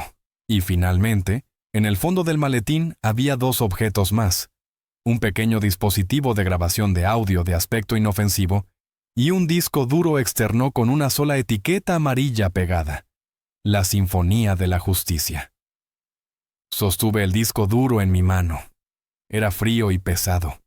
Si los documentos eran la partitura y la evidencia del búho, eran los instrumentos de percusión. Esto tenía que ser el coro, la voz final que lo uniría todo. Cerré el maletín. Tenía todas las piezas. El mapa de mi abuelo me había llevado exactamente a donde necesitaba estar. Ya no era un fantasma, era un ejército de un solo hombre, armado con la verdad, la estrategia y la previsión de un viejo león que había preparado su última cacería desde más allá de la tumba. La fase de escuchar había terminado. Era hora de empezar a hacer ruido. Con el arsenal del maletín de cuero y la evidencia digital del búho, me reuní con la abogada que don Elías me había recomendado. Su nombre era Sofía Robles. Era joven, probablemente no mucho mayor que yo, con una mirada increíblemente aguda y una energía que parecía vibrar con impaciencia y competencia. Su oficina, a diferencia de la de Elías, era minimalista, moderna y digital. No había ni un solo libro de papel a la vista. Le presenté todo, extendiendo los documentos sobre su mesa de cristal. Ella los examinó en silencio, su expresión transformándose de una curiosidad profesional a una especie de asombro contenido. Levantó la vista del disco duro y me miró. «¿Tu abuelo no era un hombre de negocios?», dijo con una media sonrisa. «Era un estratega de guerra». «Esto es una obra de arte. ¿Es suficiente?», pregunté. Sofía se rió, una risa corta y segura. «Suficiente, Lisandro. Esto no es un caso, es una ejecución. No vamos a ir a juicio. Vamos a solicitar una audiencia preliminar de emergencia para solicitar medidas cautelares. Vamos a congelar sus activos, a anular tu certificado de defunción y a poner una orden de restricción sobre la venta de la compañía. Y lo vamos a hacer ahora». En menos de 24 horas, el golpe cayó. La citación judicial llegó a las oficinas de Castillo Inmobiliaria en un sobre oficial. Me imagino la escena. La confusión inicial, seguida por la ira de mi padre y el pánico de mi hermano. Su abogado, un hombre llamado Mendoza, conocido por su agresividad y sus tácticas dilatorias, probablemente les aseguró que era una treta desesperada, un farol de un muerto sin recursos. La arrogancia de mi padre era su talón de Aquiles. Recibí un mensaje de voz de él esa misma tarde. No era una negociación, era una declaración de guerra. «No sé qué juego estúpido estás jugando, Lisandro». Su voz retumbaba a través del altavoz de mi teléfono, llena de desprecio. «No sé de dónde sacaste el dinero para un abogado de tercera, pero te lo advierto. Detén esta locura ahora mismo. Estás muerto legalmente, emocionalmente para esta familia. Si continúas, no solo te humillaré, te destruiré. Te enterraré tan profundamente bajo la burocracia y las demandas que desearás estar muerto de verdad». Guardé el mensaje. Era una prueba más. La arrogancia de un hombre que cree tener todas las cartas, sin saber que su oponente tiene una escalera real en la manga. La audiencia fue fijada para el lunes siguiente. Teníamos menos de una semana. Sofía trabajaba sin descanso preparando una presentación impecable. En estos casos, el primer golpe es el que cuenta, me explicó. No podemos darles tiempo para reaccionar, para esconder activos, para destruir pruebas. Tenemos que abrumar al juez con la verdad. Mientras ella preparaba la ofensiva legal, yo me concentraba en mi propio papel. Sofía me pidió que escribiera una declaración personal que contara mi historia. Pasé horas en mi estudio, no componiendo música, sino palabras. Describí la humillación de la fiesta, la promesa al abuelo, la escena del cheque quemado, la desolación de ser declarado muerto. No era una declaración legal, era el libreto de mi verdad, la melodía de mi dolor. La noche antes de la audiencia, la tensión era palpable. Fabián me llamó. Su voz era un hilo tembloroso de pánico. «Lisandro, por favor», suplicó. «Papá está fuera de sí. Dice que van a arruinarte. Retira la demanda. Podemos hablar, llegar a un acuerdo». «¿Un acuerdo, Fabián?», respondí. Mi voz fría como el hielo. «¿Qué tipo de acuerdo se hace con un fantasma? Dile a papá que nos vemos en la corte», colgué. El preludio había terminado. La orquesta estaba afinada. El director estaba en el podio y al día siguiente, en la sala de un tribunal, la sinfonía de la justicia de mi abuelo finalmente comenzaría su primer y atronador movimiento. La víspera de la audiencia sentí la necesidad de mover una última pieza en el tablero. No era una pieza legal, sino emocional. Necesitaba entender la disonancia en la orquesta de mi familia. Y la nota más débil, la más propensa a romperse, era Fabián. Le envié un simple mensaje de texto. «Necesito hablar contigo a solas en el parque junto a la vieja casa de la abuela». En una hora elegí el lugar deliberadamente. Ese parque era el escenario de nuestra infancia, de los pocos recuerdos buenos que compartíamos antes de que la sombra de mi padre se volviera demasiado larga. Era un territorio neutral cargado de una nostalgia que esperaba que lo desarmara. Llegué primero y me senté en un banco de hierro forjado, el mismo donde solíamos comer helados. El aire de la tarde era fresco. Cuando Fabián llegó, parecía un espectro. Había perdido peso. Sus ojos estaban hundidos y rodeados de ojeras oscuras. Su traje caro le quedaba grande, como si se estuviera encogiendo dentro de él. Se sentó a mi lado, manteniendo una distancia cautelosa. «¿Qué quieres, Lisandro?» No lo ataqué, no lo acusé, simplemente saqué de mi bolsillo el pequeño dispositivo de grabación que había encontrado en la caja fuerte del abuelo. Era un modelo antiguo, discreto. Lo puse sobre el banco entre nosotros. No lo encendí. Todavía no. «El abuelo me dejó esto», dije en voz baja. «Contiene algunas de sus últimas conversaciones. Grabó muchas cosas en sus últimos meses». Mentí, pero era una mentira plausible. Grabó una conversación que tuvo contigo sobre tu futuro en la empresa, sobre tu padre. Los ojos de Fabián se abrieron de par en par, llenos de pánico. Su fachada de hermano mayor y seguro se desmoronó al instante. «Yo no sé de qué hablas», tartamudeó. «Claro que lo sabes, Fabián». Continué, mi voz suave pero firme. «Sabes que el abuelo pensaba que papá estaba llevando la empresa a la ruina. ¿Sabes que desconfiaba de él? ¿Y sabes que te advirtió que no siguieras ciegamente sus órdenes?» Lo miré, fijamente. La pregunta es, ¿por qué no le hiciste caso? ¿Por qué te convertiste en su cómplice? Fabián se derrumbó. Fue como ver una presa agrietarse. Enterró la cara entre sus manos, y un soy seco sacudió su cuerpo. «No lo entiendes», gimió su voz ahogada. «No tienes idea de lo que es vivir con él día tras día. La presión, la exigencia. Nunca nada es suficiente». Levantó la cabeza, sus ojos rojos y desesperados. Él dijo que era solo un trámite, un papel para proteger los activos. Dijo que era para protegernos, para protegerte a ti de tus propias malas decisiones. «¿Protegerme declarándome muerto?», pregunté, mi voz teñida de un sarcasmo helado. «Firmaste ese papel, Fabián». Él asintió miserablemente. «Sí, él me dijo que era la única manera, que vender la empresa era la única salida y que tú nunca lo aprobarías. Me dijo que después de la venta te daríamos tu parte». «Lo juro, Lisandro, nunca quise esto. ¿Y el seguimiento?» El coche aparcado frente al registro civil también era para protegerme. Fabián se encogió. Papá quería asegurarse de que no causaras problemas. Me obligó a ir. Dijo que era mi responsabilidad, que tenía que demostrar mi lealtad. Su voz se convirtió en un susurro. «Le tengo miedo, Lisandro. Siempre le he tenido miedo.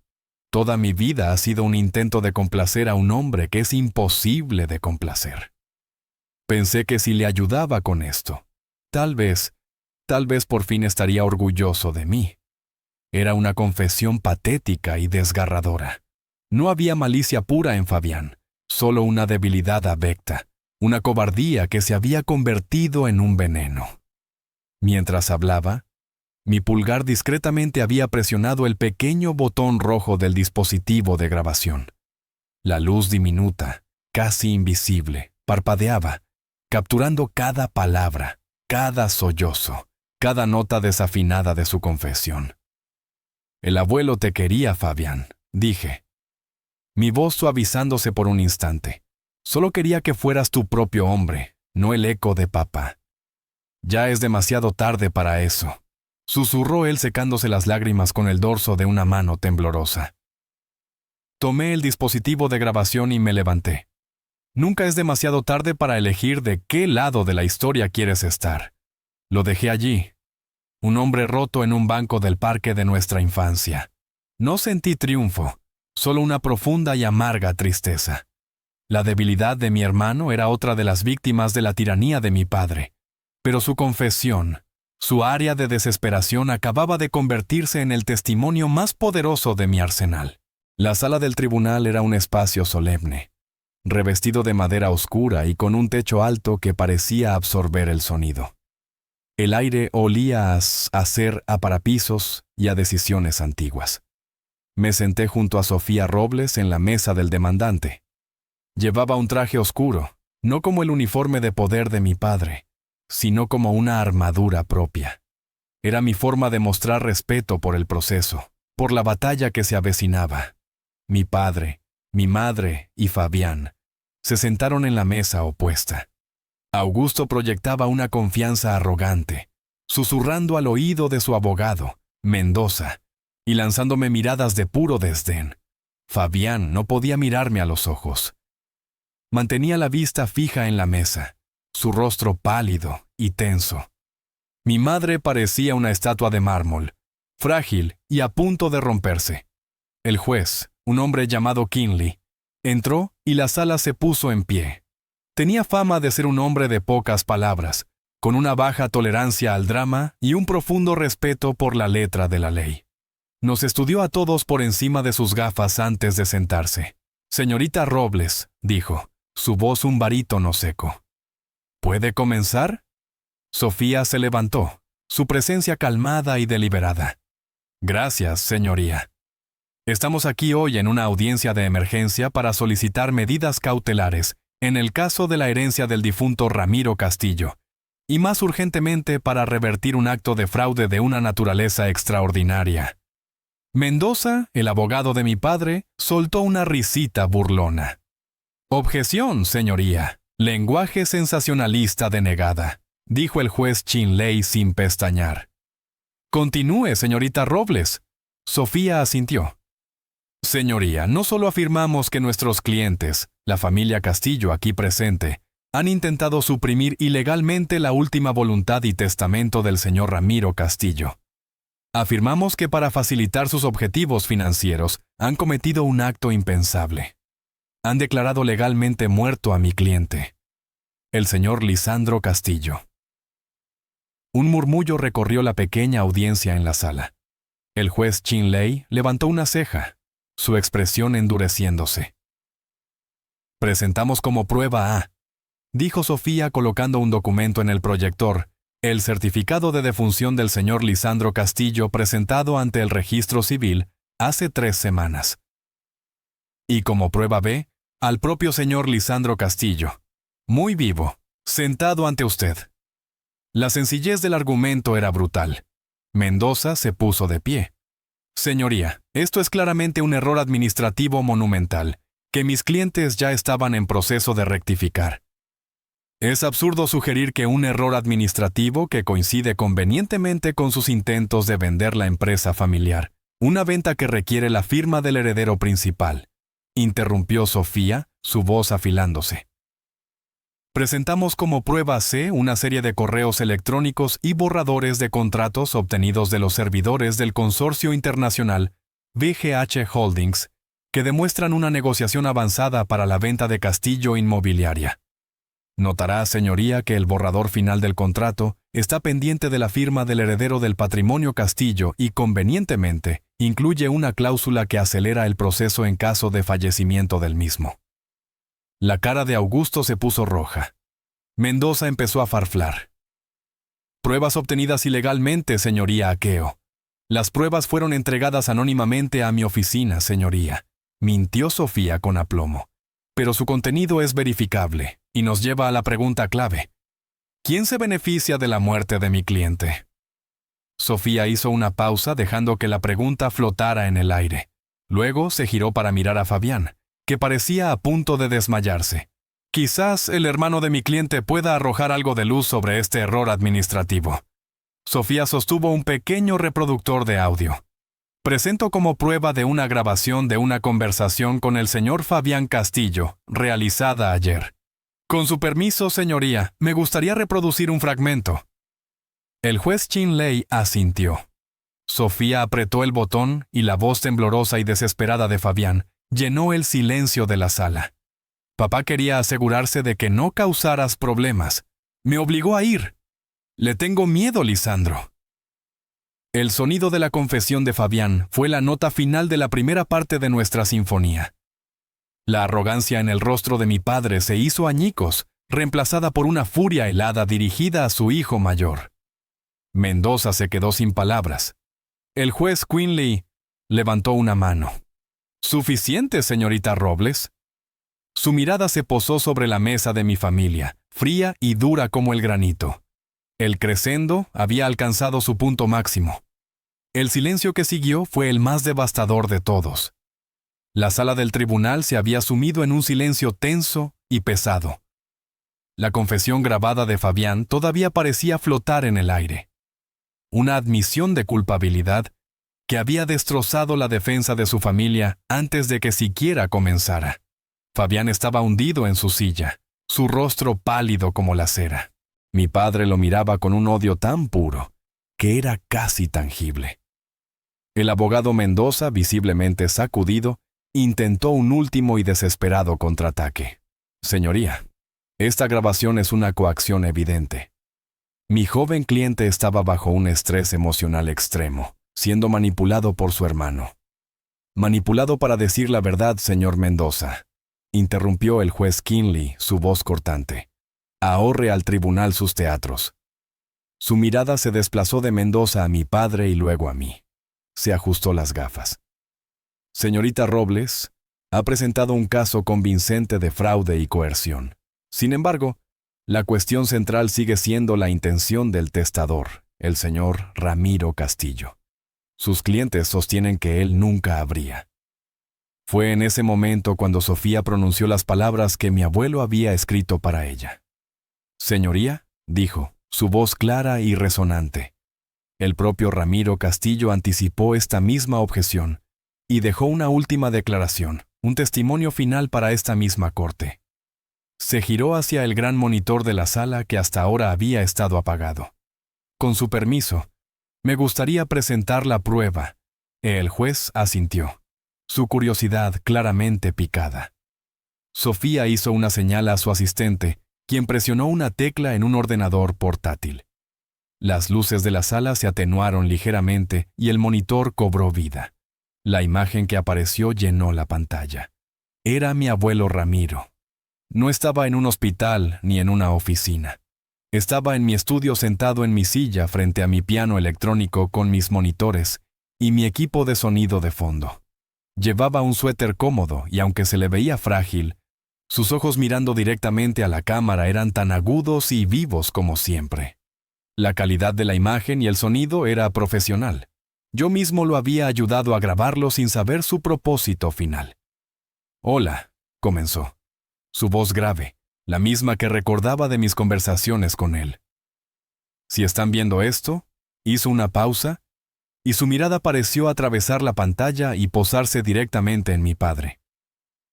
«Significa que mis peores temores sobre mi propio hijo se han hecho realidad. Significa que han intentado enterrar a Lisandro». Un jadeo ahogado vino de mi madre. Mi padre se quedó rígido como una estatua. «Permítanme ser inequívocamente claro para que conste en el registro de este tribunal y para la posteridad», continuó el abuelo. Sus palabras lentas y deliberadas, cada una pesando una tonelada.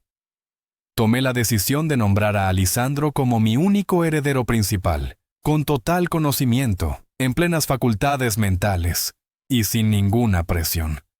No fue un capricho, fue la decisión más lógica y deliberada de mi vida». Se inclinó ligeramente hacia adelante. «Durante 30 años vi a mi hijo Gusto transformar mi empresa en un vehículo para su propio ego. Lo vi valorar las ganancias por encima de las personas, los contratos por encima del carácter. Lo vi crear una familia basada en el miedo y la apariencia, no en el amor y el respeto». Su mirada se suavizó por un instante y vi a mi nieto Lisandro. Vi a un joven que eligió la pasión por encima del prestigio, la creación por encima de la adquisición. Vi a un joven que tuvo el coraje de alejarse de una atmósfera tóxica para construir su propio mundo basado en la autenticidad y el trabajo honesto. Lo abortar el desprecio y el ridículo de su propia familia, y lo hizo con una dignidad silenciosa que su padre nunca ha entendido. «No le estoy dejando a Lisandro solo dinero», dijo, su voz elevándose con una convicción final. «Le estoy dejando una responsabilidad. La responsabilidad de usar estos recursos para crear, para construir, para apoyar a otros que eligen la pasión sobre la ganancia. Le estoy dejando el control porque él, y solo él, entiende el verdadero significado del legado. No es lo que acumulas, es lo que construyes y lo que inspiras. Y en cuanto a cualquier intento de declararlo incompetente o Dios no lo quiera muerto, una sonrisa triste y sabia apareció en su rostro. Sepan esto, al intentar borrarlo, solo han demostrado porque Él es el único digno de mi confianza. Han demostrado que son exactamente las personas de las que deseaba proteger mi legado. La pantalla se fundió a negro. El silencio en la sala del tribunal era absoluto, sagrado. Era el eco de un hombre bueno hablando la verdad desde más allá de la tumba. El juez Quinlay se quitó las gafas y las limpió lentamente con un pañuelo. Cuando volvió a hablar, su voz era fría y dura como el acero. Se dirigió a mi padre y a Mendoza. Ustedes no solo han intentado manipular a este tribunal, dijo. Ustedes han intentado borrar a una persona. Han cometido un fraude de una malevolencia que rara vez he visto. Luego su mirada se encontró con la mía. Por primera vez vi un atisbo de algo parecido a la empatía en sus ojos. Este tribunal reconoce a Lisandro Castillo como el único heredero legal del patrimonio de Ramiro Castillo. Se emite una orden judicial inmediata para revertir el certificado de defunción fraudulento. Se ordena la congelación de todos los activos personales y empresariales de los demandados, los señores Augusto y Fabián Castillo, en espera de una investigación criminal completa por parte de la Fiscalía. El mazo del juez cayó sobre la madera. Un solo golpe, un sonido seco final. El crescendo había terminado. La sinfonía había llegado a su fin, y todo lo que quedó fue el silencio devastador de la justicia. El golpe del mazo del juez fue como el acorde final y resonante que pone fin a una pieza musical tumultuosa. Lo que siguió no fue un caos, sino un silencio aturdido, el tipo de quietud que se asienta después de una explosión. Sofía me apretó el brazo, una sonrisa de triunfo profesional en su rostro. Se acabó, Lisandro, susurró. Ganamos. Pero yo no sentía el júbilo de la victoria. Sentía una liberación inmensa, pesada, como si me hubieran quitado de encima un peso que llevaba cargando toda mi vida. Era el final de la guerra y todo lo que quedaba era inspeccionar los escombros. Al otro lado de la sala, el mundo de mi familia se desmoronaba. Fabián sollozaba abiertamente con la cabeza entre las manos. Mi madre, Renata, parecía haberse encogido, una figura pálida y temblorosa, consolando a su hijo mayor con gestos automáticos. Su abogado, Mendoza, recogía sus papeles con una prisa torpe, evitando la mirada de todos. Y luego estaba mi padre. Augusto no se movía. Permanecía sentado, erguido, mirando al frente, a la silla vacía del juez. Su rostro era una máscara de piedra, pero vi el músculo de su mandíbula temblar. No era la ira lo que emanaba de él ahora, sino una incredulidad helada. La incredulidad de un rey que acaba de ser destronado en su propia corte por un ejército que ni siquiera sabía que existía. Nos levantamos para irnos. Tuve que pasar por su mesa para llegar a la salida. Mientras pasaba, su voz, un siseo bajo y venenoso, me detuvo. Lo has destruido todo. No se giró para mirarme. Sus palabras iban dirigidas al aire, al espacio vacío entre nosotros. Me detuve. Sofía me puso una mano en el brazo, una advertencia silenciosa para que siguiera caminando, para que no me involucrara, pero yo tenía que responder, no por él, sino por mí. Me giré lentamente y lo miré al hombre que era mi padre, al hombre que había intentado borrarme del mundo. ¿Te equivocas? Zrenia mi voz tranquila, desprovista de la ira o el dolor que había sentido durante tantos años. Yo no he destruido nada. Hice una pausa buscando las palabras exactas, las notas finales de nuestra terrible sonata.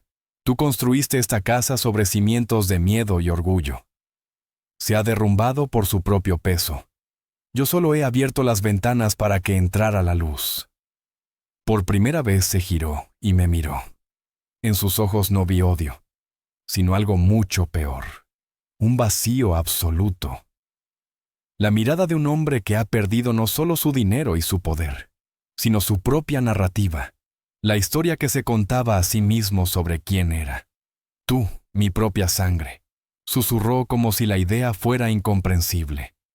La sangre no te da derecho a envenenar a otros, padre, respondí. Y con eso me di la vuelta y caminé hacia la salida, sin mirar atrás. Dejé a Augusto Castillo solo en medio de las ruinas de su reino, un rey sin corona, sin herederos y sin futuro. Al salir del tribunal, el aire de la Ciudad de México me golpeó lleno de vida, de ruido, de caos. Pero por primera vez no me pareció un asalto, me pareció música, la música del mundo real, un mundo en el que yo volvía a existir. Un mundo en el que por fin era libre de componer mi propia melodía. La coda había terminado. La partitura de mi pasado estaba completa y frente a mí se extendía una hoja en blanco. Los días que siguieron a la audiencia fueron extrañamente silenciosos. La tormenta legal había pasado, dejando a su paso un mar de consecuencias burocráticas que Sofía navegaba con una eficiencia implacable. Las cuentas de mi padre y mi hermano estaban congeladas, la venta de la empresa cancelada, mi certificado de defunción anulado. En papel, yo había vuelto a la vida, pero la parte más ruidosa de la tormenta, mi familia, había enmudecido. Al principio, después de 2 días de silencio, comenzaron las llamadas. La primera fue de un número desconocido. Contesté con cautela. Era mi madre. Lisandro. Su voz era un hilo frágil, roto por los sollozos. Hijo, por favor, tienes que ayudarnos. Tu padre no es el mismo. Los abogados dicen que podría enfrentarse a la cárcel. Fabián también. No puedes. No puedes permitir que esto suceda. Somos tu familia. Escuché en silencio. Escuché el dolor en su voz, la desesperación, pero también escuché lo que no decía. No había un ento. No había un nos equivocamos. Solo había un sálvanos. Su petición no nacía del arrepentimiento, sino del pánico. Era la misma melodía de siempre, la que ponía las necesidades de mi padre por encima de todo.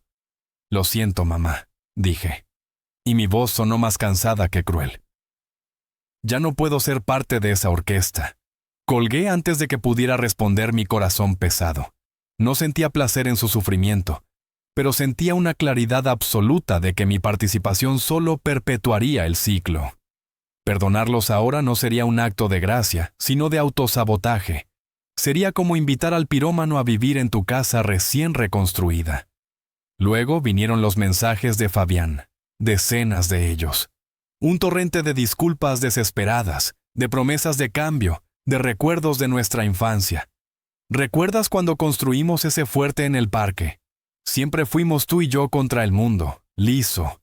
Por favor, no dejes que termine así. Leí cada mensaje y sentí una punzada de la vieja hermandad que una vez compartimos. Pero la verdad era que nunca habíamos sido tú y yo contra el mundo. Siempre había sido tú y yo bajo la sombra de papá. Y Fabián nunca había estado dispuesto a salir de esa sombra. Su lealtad no era hacia mí, era hacia la estructura de poder que ahora se desmoronaba. No respondía a ninguno de sus mensajes. Mi silencio era mi respuesta. Era la frontera que estaba dibujando, la pared de sonido que estaba erigiendo para proteger mi nuevo mundo. La última comunicación fue la más extraña. Un correo electrónico del abogado Mendoza, el de mi padre, era formal, frío. Proponía una reunión para discutir una posible resolución extrajudicial. Ofrecían una suma considerable de dinero, una fracción de la herencia, a cambio de que yo retirara mi testimonio ante la fiscalía. Le reenvié el correo a Sofía. Su respuesta fue un solo emoji de una cara riendo a carcajadas. La oferta era un insulto. Demostraba que incluso en la derrota mi padre seguía sin entender nada. Seguía creyendo que todo tenía un precio, que la justicia se podía comprar, que mi dolor y mi humillación se podían cuantificar en un cheque. Borré el correo, borré los mensajes de Fabián, bloqueé el número de mi madre. No fue un acto de venganza, fue un acto de higiene emocional. Estaba limpiando mi espacio, afinando mi entorno, eliminando las frecuencias tóxicas que me habían distorsionado durante tanto tiempo. Mi abuelo me había dado los medios para luchar una guerra, pero su verdadero regalo fue la libertad para elegir la paz después. Y mi paz requería su silencio. Su ausencia era el único camino para poder empezar a escuchar finalmente mi propia música. Con el pasado firmemente puesto en silencio, el futuro se abrió como una partitura en blanco, llena de posibilidades. Tenía el control de un patrimonio inmenso, y la pregunta era, ¿qué clase de música compondría con él? La primera decisión fue la más fácil. No tenía ningún interés en dirigir un imperio inmobiliario. Castillo Inmobiliaria era el instrumento de mi padre, afinado a la melodía de su ambición. Intentar dirigirlo sería como intentar tocar una sonata de Mozart en una guitarra eléctrica distorsionada. Con la ayuda de Sofía y un equipo de asesores financieros que don Elías me recomendó, tomé una serie de decisiones rápidas y drásticas.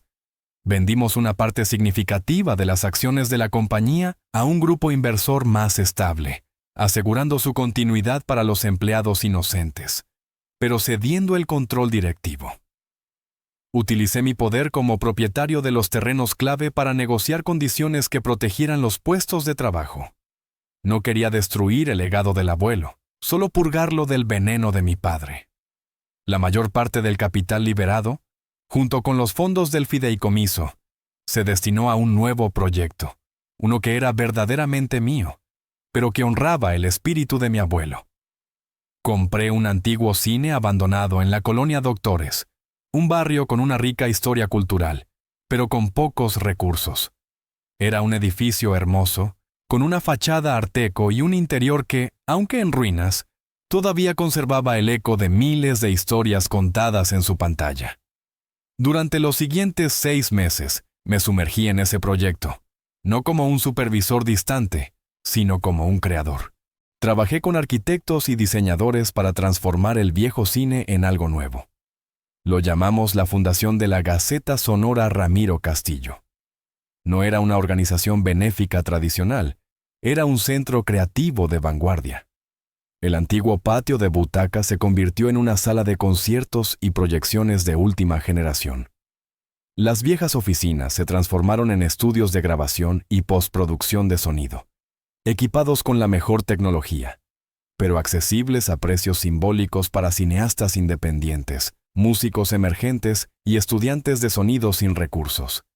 El vestíbulo se convirtió en una galería interactiva, un museo del sonido, donde los niños podían aprender sobre la física de las ondas sonoras, la historia de la música de cine y el arte del Foley. Mi propio estudio personal se encontraba en la antigua sala de proyección, un nido acogedor, con vistas a todo el espacio. Un día, mientras supervisaba la instalación de los altavoces en la sala principal, Carmen, la dueña de mi restaurante Refugio, vino a visitarme. Traía una canasta llena de comida, como siempre. Caminó por el espacio, sus ojos abiertos de asombro.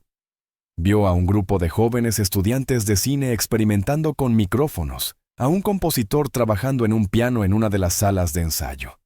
Se detuvo a mi lado mirando el enorme escenario. «Dios mío, Lisandro», dijo en voz baja. Esto es increíble». «Es solo el principio», respondí sonriendo. Tu abuelo dijo su voz teñida de emoción. Él estaría.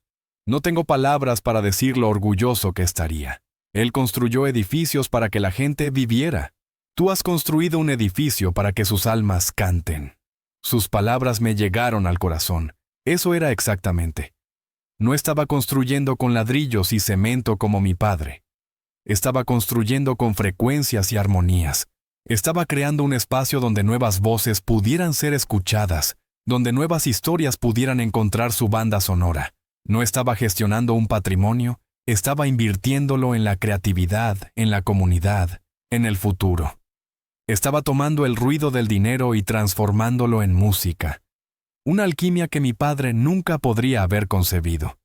Y en ese acto de creación encontré una paz y un propósito que ninguna herencia monetaria podría haberme dado jamás. Una tarde, Mientras organizaba la que sería mi biblioteca personal en la fundación, don Elías me hizo una visita. Trajo consigo una última caja de pertenencias del abuelo Ramiro, objetos personales que había guardado en su despacho y que no formaban parte del patrimonio legal. «Pensé que querrías tener esto», dijo entregándome la caja de cartón. «Son sus libros favoritos, algunas fotografías, los fragmentos de un hombre, no de un magnate». Le di las gracias y esa noche, después de que todos se fueran y la fundación quedara en silencio, me senté a revisar la caja. Había fotos de mi abuelo de joven, lleno de una energía arrolladora. Fotos de mi abuela, a quien apenas recordaba.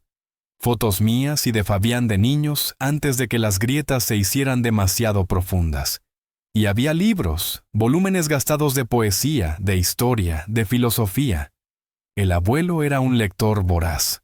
Al tomar uno de sus favoritos, una vieja edición del Laberinto de la Soledad de Octavio Paz, algo cayó de entre sus páginas. Era una hoja de papel musical amarillenta por el tiempo. No era una impresión, era una partitura escrita a mano. La caligrafía musical era un poco torpe, claramente la de un aficionado, no la de un músico entrenado, pero estaba llena de intención. En la parte superior, un título: Canción de cuna para un músico. Mi corazón dio un vuelco. Reconocí la melodía. Eran unas pocas barras simples, la misma melodía que yo había compuesto y tocado en la desastrosa fiesta de aniversario, la que mi padre había humillado. Pero esta partitura era mucho más antigua. Al final de la hoja había una nota escrita con la inconfundible letra de mi abuelo. Para mi Lisandro, escribí esto para ti cuando tenías 5 años.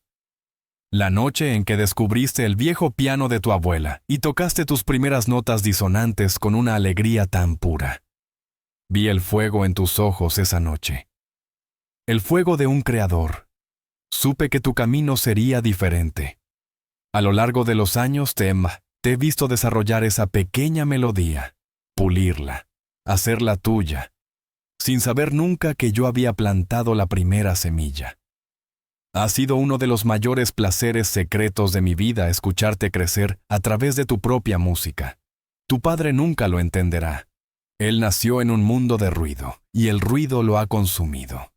Pero tú, mi niño, naciste con la capacidad de crear armonía a partir del caos. Es un don mucho más raro y valioso que cualquier imperio inmobiliario. Así que te dejo con este último consejo. El único que realmente importa. No importa lo que el mundo te arroje, no importa cuán fuerte sea la disonancia a tu alrededor. Nunca dejes de tocar tu propia música. El mundo necesita escucharla con todo mi amor, abuelo Ramiro. Sostuve la hoja de papel entre mis manos temblorosas. Las lágrimas que no había derramado en la corte ni en la soledad de mi estudio, finalmente corrieron por mis mejillas. No eran lágrimas de tristeza. Eran lágrimas de una comprensión abrumadora. Mi viaje, mi pasión, mi lucha, nada había sido una coincidencia. Mi abuelo no solo había sido mi protector, había sido mi audiencia silenciosa, mi primer colaborador, el compositor original de la melodía de mi vida. Me había visto, me había escuchado, incluso cuando yo pensaba que nadie lo hacía. La guerra había terminado. La herencia estaba asegurada. La fundación estaba construida. Pero este pequeño trozo de papel amarillento, esta partitura imperfecta, era el verdadero legado. Era la prueba de que el amor y la comprensión podían viajar a través del tiempo en silencio, esperando el momento adecuado para revelar su armonía. Era la nota final y perfecta de la sinfonía de mi abuelo. La noche de la inauguración oficial de la fundación llegó. El antiguo cine estaba irreconocible, vibrando con una nueva vida. El vestíbulo estaba lleno de artistas, músicos, cineastas, estudiantes y miembros de la comunidad. Una mezcla ecléctica que nunca se habría reunido bajo el techo de Castillo Inmobiliaria. No había trajes caros ni joyas ostentosas. Solo una energía palpable de emoción y creatividad. Di un breve discurso desde el escenario hablando no de dinero ni de negocios, sino del poder del sonido para contar historias y unir a las personas. Hablé del sueño de mi abuelo, no el de construir edificios, sino el de construir oportunidades. Cuando terminé, el aplauso no fue educado ni formal. Fue cálido, genuino, ruidoso. Era la música de una comunidad agradecida. Después de que los discursos terminaron y la gente comenzó a explorar los estudios y las galerías, me escabullí. No fui a socializar ni a recibir felicitaciones. Subí las escaleras hasta mi propio estudio, el nido en la antigua sala de proyección. Desde mi ventana podía ver el bullicio de abajo, las luces, las sonrisas. Era hermoso, pero mi lugar estaba aquí. La habitación estaba en silencio, salvo por el suave zumbido de los equipos en modo de espera. Me senté frente a mi piano, el mismo que había sido testigo de mi soledad y mi lucha. Mis dedos se posaron sobre las teclas blancas y negras, un paisaje de infinitas posibilidades. No pensé en mi padre, ni en mi hermano, ni siquiera en el dolor del pasado. Esas eran melodías viejas, archivos guardados en una carpeta polvorienta de mi mente. Ya no formaban parte de mi repertorio activo. Pensé en la partitura del abuelo, en esa simple canción de cuna. Pensé en el viaje que me había traído hasta aquí, en el fuego, el silencio, la traición y la bondad, en el eco de un hombre bueno y la promesa de un futuro por escribir. Y entonces comencé a tocar. No era una pieza para una película, no era para un cliente, no era para una audiencia, era para mí. Una melodía simple emergió, las notas claras y deliberadas en el silencio de la habitación. Era una melodía que comenzaba con un matiz de melancolía, un reconocimiento del camino recorrido, de la cicatriz que siempre formaría parte de mí. Pero luego lentamente comenzó a construirse. Se añadieron nuevas capas, nuevas armonías. El tiempo aumentó ligeramente. La tristeza se transformó en resiliencia, luego en una calma poderosa y finalmente en una alegría serena y expansiva. Era la historia de mi vida contada sin palabras, el sonido de un hombre que había sido declarado muerto y había aprendido a vivir de nuevo, el sonido de un músico que había sido silenciado y había encontrado su voz más fuerte, el sonido de un alma que había encontrado su hogar, no en una casa de mármol, sino en la resonancia de un acorde perfecto. Seguí tocando mis dedos bailando sobre las teclas, perdido en la creación. La música fluía fuera de mi estudio, una melodía suave que se mezclaba con el murmullo de la fiesta de abajo. Quizás nadie la notó. Quizás algunos levantaron la cabeza por un instante, preguntándose de dónde venía esa música. No importaba, porque por primera vez en mi vida no estaba tocando para que me escucharan. Estaba tocando porque finalmente, después de todo el ruido, yo mismo podía escucharme. Y la sinfonía, mi verdadera sinfonía, no había hecho más que empezar. M.